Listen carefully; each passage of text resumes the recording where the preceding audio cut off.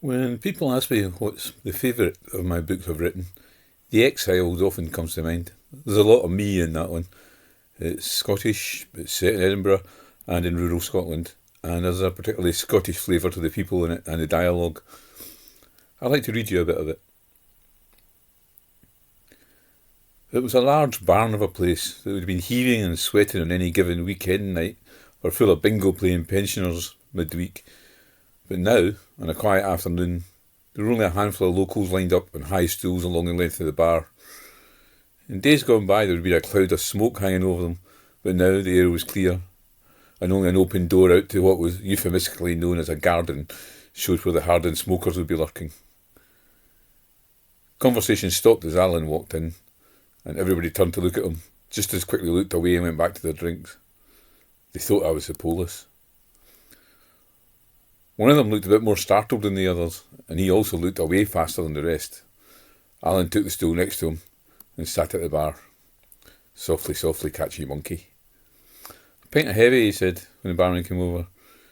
He didn't offer to buy a round. There was no sense in showing his hand too early. The barman looked like he might say something, or he might have recognised Alan, but his attention was called away to the other end of the bar and the moment passed. Alan sipped at his beer and tried not to look too interested in the man beside him. It was a small, wiry chap with a mop of black hair that hadn't seen a comb for a while. Thick black eyebrows hung over deep sockets, eyes so dark as to look black in the dim light of the bar. Alan didn't know him, or at least didn't remember him, and that works both ways. Whoever he was, the man was taking to the drink as if he meant it.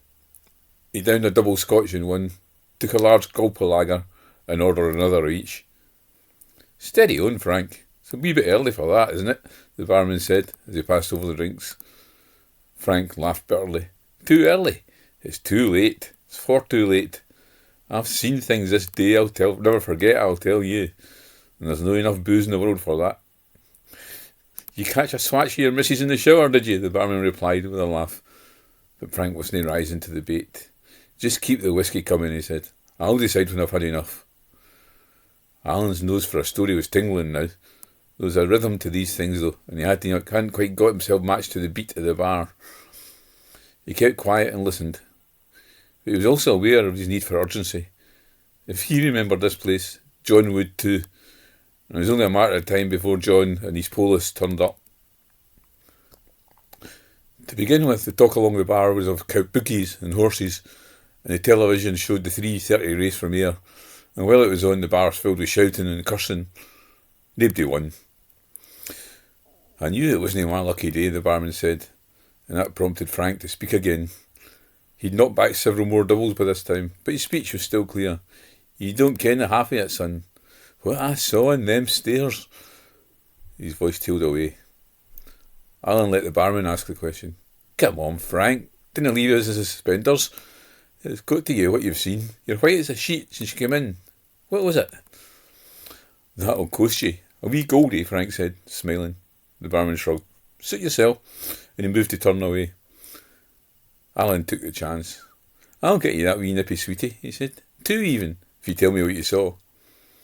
Frank turned and looked him in the eye. Shit, I've moved too soon, Alan thought. Nah, trust me, lad, Frank said. You didn't really want to know. It's about that round of flats, isn't it? Alan said. I used to live over that way. I saw all the cops when I got here. What's going on? At first he thought he had indeed made his move too soon. But the barman bought Frank a double. Alan paid for it, and another beer for himself, and Frank leaned over to speak so that only Alan could hear. I saw the blood, Frank started, and then stopped to take a gulp of scotch.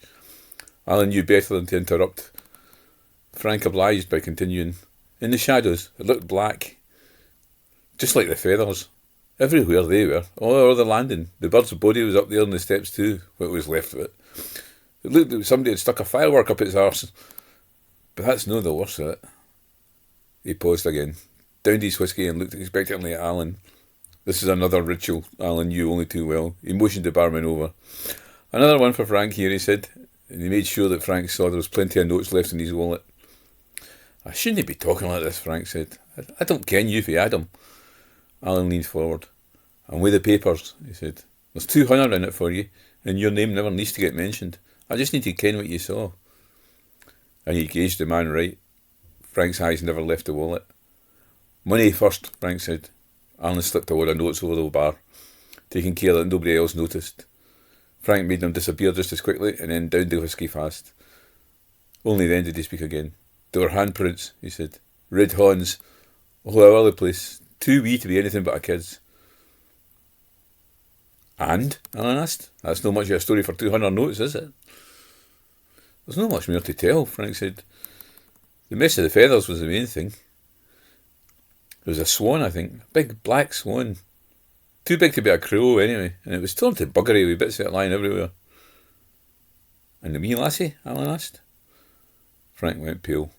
I never saw any lassie, he said, and turned away, as if to say that the interview was finished. 200 gets me more than that, Alan said quietly. There's something else, isn't there? A deed swan isn't enough to make you turn to drink like this. Frank called the barman over and ordered 2 doubles. He passed one to Alan. Just one thing then. Have a drink with me, Frank said, and I'll tell you the rest. You're not going to believe me anyway. Alan sipped at the whisky. He couldn't afford to start in this early in the day in the hard stuff. But the booze was finally starting to take its effect on Frank. The man's eyes had lost some of their focus, and his speech was slurred. It was when I got to the top of the stairs. That's when I heard her. Heard her? The wee lassie? I'm not sure. It was a wee lassie. I heard her. Clear as day. There was nobody there. I looked and I looked, but there was nobody there. The door to the bar opened, and Alan knew his interview was over. John and his sergeant stood in the doorway. What did you hear? Alan asked, as the detectives walked over towards him. Frank was lost in drink by now. She kept saying the same thing, hour and hour, he replied, and dived back into his whisky. Help me. I'm lost, mammy. I'm lost.